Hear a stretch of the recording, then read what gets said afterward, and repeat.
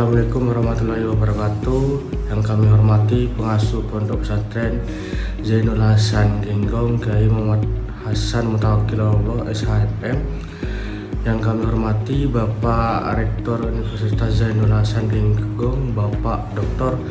Abdul Aziz Wahab BAMAG. Yang kami hormati dosen pembimbing 1 Bapak Babul Bahrudin MPD. Yang kami hormati dospem kedua Ibu Vika Anjana MPD. Yang kami hormati kedua orang tua saya Bapak Madalan dan Ibu Ulmi Swatin. Di sini saya akan mempresentasikan seminar profesor saya berjudul tentang pendidikan karakter di ruang berbeda, studi komparatif, konformitas, dan pelanggaran norma siswa sekolah menengah di pesantren dan sekolah negeri di Kabupaten Probolinggo. Di sini saya akan menjelaskan latar belakang berikut.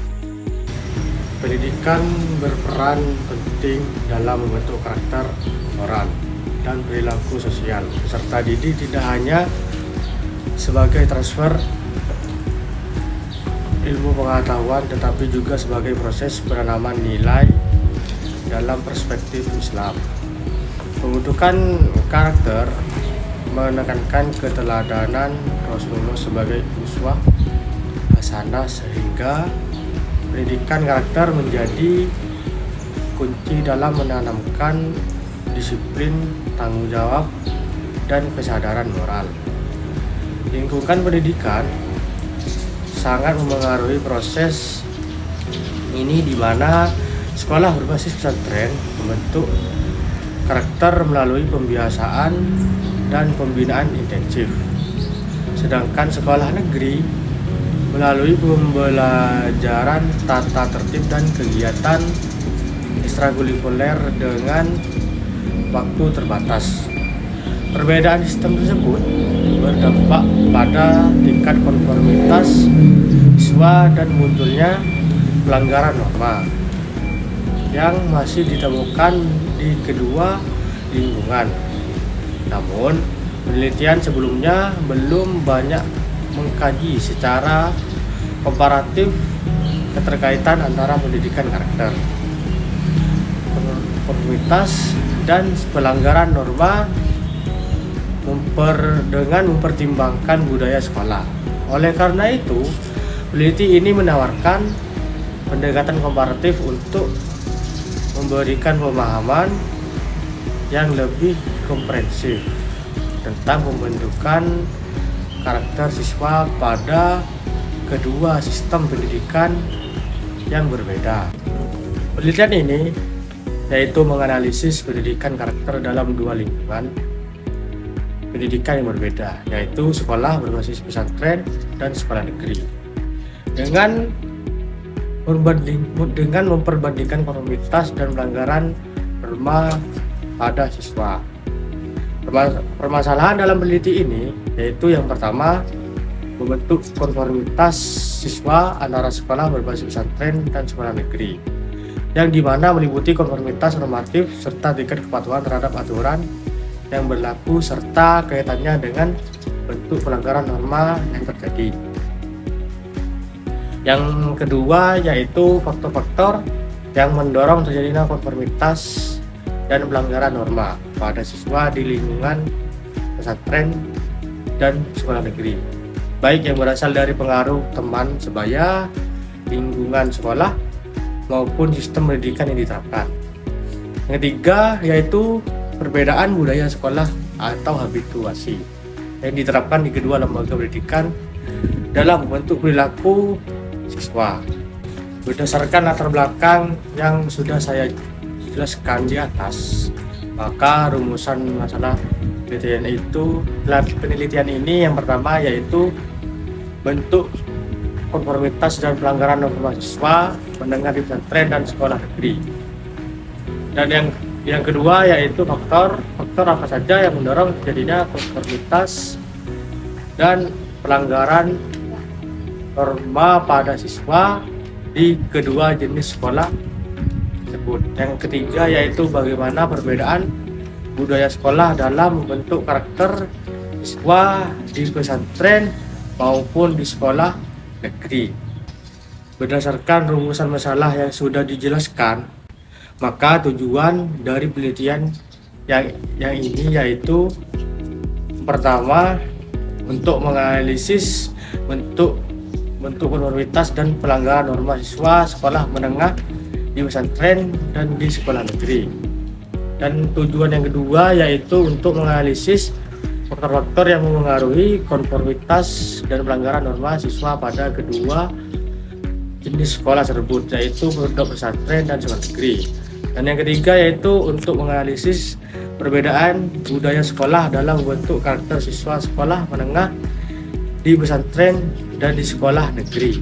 Dan yang selanjutnya yaitu tentang kajian teori yang membahas tentang yang pertama yaitu pendidikan karakter, yang kedua konformitas sosial, yang ketiga yaitu pelanggaran norma, yang keempat budaya sekolah, dan yang kelima yaitu perbandingan lembaga pendidikan.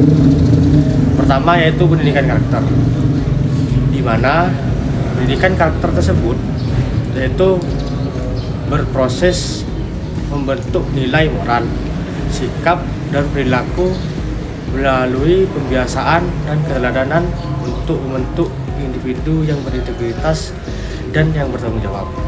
Di sini pendidikan karakter juga tidak hanya berorientasi pada penguasaan pengetahuan saja atau kognitif, tetapi juga menekankan pada pembentukan aspek afektif atau sikap dan psikomotorik atau perilaku nyata pada anak dalam kehidupan sehari-harinya. Yang kedua yaitu konformitas sosial, di mana penyesuaian perilaku individu terhadap norma kelompok yang dipengaruhi oleh teman sebaya, lingkungan sekolah, dan sistem pendidikan bisa positif maupun negatif. Konformitas juga merupakan perilaku individu yang menyesuaikan sikap maupun tindakan dengan norma yang berlaku dalam suatu kelompok sosial. Di kehidupan sosial menuntut setiap individu untuk mampu menyesuaikan diri dengan lingkungan agar dapat diterima oleh kelompok di tempat ia berinteraksi. Yang ketiga yaitu pelanggaran norma, di mana perilaku yang tidak sesuai dengan aturan dipengaruhi oleh lingkungan sosial, kurangnya pengawasan, dan rendahnya kontrol diri. Pelanggaran norma merupakan tindakan yang tidak sesuai dengan aturan atau nilai yang berlaku dalam suatu lingkungan sosial, di mana lingkungan sekolah seringkali menghadapi berbagai bentuk pelanggaran norma yang dilakukan oleh siswa. Pelanggaran terhadap tata tertib sekolah di pesantren maupun di sekolah negeri menjadi salah satu bentuk pelanggaran yang sering terjadi. Yang keempat yaitu budaya sekolah, di mana nilai, kebiasaan, dan interaksi di lingkungan sekolah yang berperan dalam membentuk karakter siswa. Budaya sekolah juga merupakan kumpulan nilai, norma, kebiasaan, dan tradisi yang berkembang dalam lingkungan sekolah serta menjadi pedoman perilaku bagi seluruh warga sekolah. Budaya sekolah juga terbentuk melalui interaksi antara siswa, guru, dan seluruh unsur-unsur yang terlibat dalam kegiatan pendidikan. Dan yang kelima di kajian teori ini yaitu tentang perbandingan lembaga pendidikan. Pesantren merupakan lembaga pendidikan Islam tradisional yang memiliki peran penting dalam membentuk karakter dan kepribadian peserta didik atau santri. Sistem pendidikan di pesantren tidak hanya menekankan pada aspek kognitif saja, tetapi juga pada pembinaan moral, spiritual, dan sosial secara menyeluruh. Hal ini karena pesantren mengintegrasikan proses pendidikan dengan kehidupan sehari-hari pada santri melalui sistem asrama atau boarding school. Pesantren juga memiliki pembinaan karakter intensif selama 24 jam penuh, yaitu berbasis pembiasaan dan keteladanan. Sedangkan sekolah negeri yaitu merupakan lembaga pendidikan formal yang diselenggarakan oleh pemerintah dengan tujuan untuk memberikan pendidikan yang terstruktur sesuai dengan kurikulum nasional. Fokus utama sekolah negeri adalah mengembangkan aspek kognitif atau akademik, namun dalam perkembangannya juga menekankan pada pembentukan karakter siswa melalui program pendidikan karakter. Sekolah negeri juga mempunyai pembinaan, yaitu melalui pembelajaran formal dan kegiatan sekolah yang terbatas waktunya. Dan yang terakhir dari kajian teori dari penelitian ini yaitu tentang teori belajar sosial yang dibawakan oleh Albert Bandura. Beliau menjelaskan bahwa perilaku manusia terbentuk melalui interaksi antara faktor kognitif, perilaku, dan lingkungan. Dalam teori ini, individu dipandang sebagai makhluk aktif yang tidak hanya belajar dari pengalaman langsung, tapi juga melalui pengamatan, observasi terhadap orang lain di sekitarnya, seperti orang tua, guru, dan teman sebaya. Perilaku terbentuk melalui proses mengamati, meniru, umpan balik, dan motivasi dalam lingkungan sosial. Dan yang berikutnya yang di samping saya yaitu kerangka konseptual. Kerangka konseptual adalah suatu pendekatan dalam memahami keterkaitan antara satu konsep dengan konsep yang lainnya, yang berfungsi untuk memberikan gambaran serta asumsi langsung terhadap variabel yang diteliti.